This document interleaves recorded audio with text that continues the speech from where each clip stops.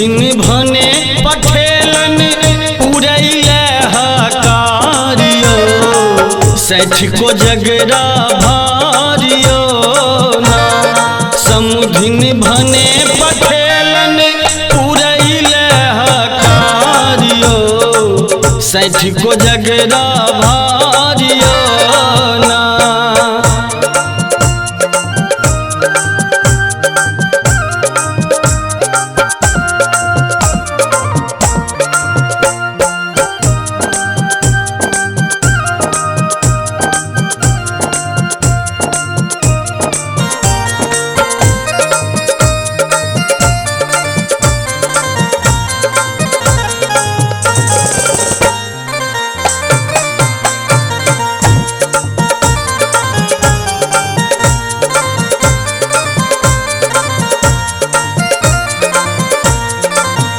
बाजू बाटब कोना मकान हमार साथ टोल केर गाम बाजू बाटब कोना मकान हमार साथ टोल केर गाम हमार साथ टोल केर गाम डाला दांत चियार ने यो डाला दांत चियार ने ओही सन लाचारियो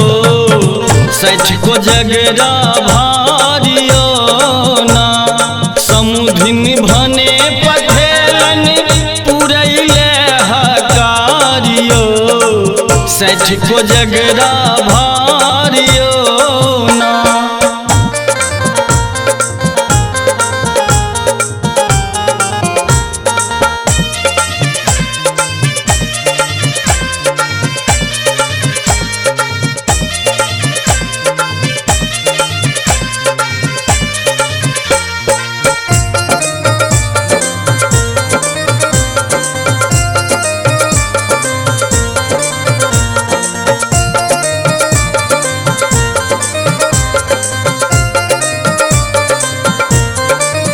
चूड़ा लट्टा केरा भोस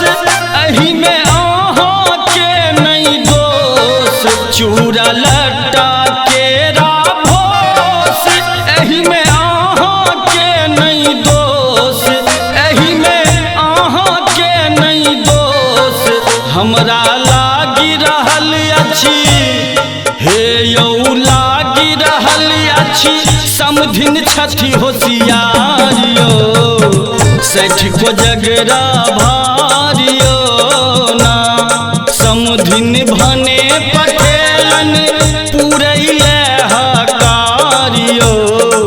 सैठ को जगरा भारियो ना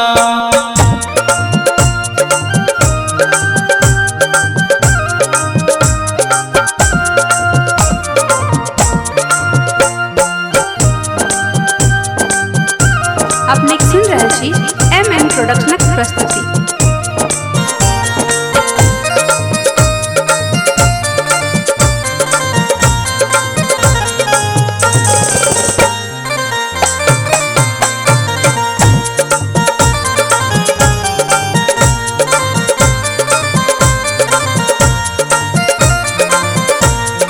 को जगरा हम मैथिल के शान समझ साफ घिनेलौं नाम को जगरा हम मैथिल के शान समझ साफ घिनेलौं नाम हे यौ साफ घिनेलौं नाम श्री प्रभास लगैये श्री प्रभास लगैये कनियो ने लाज बिचारियो सैठ को जगरा भारियो ना समुधिन भने पठेलन उड़ैले हकारियो सैठ को जगरा भारियो ना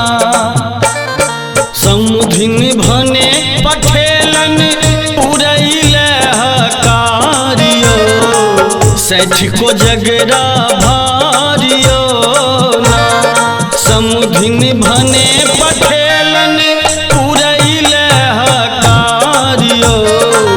सैठ को जगरा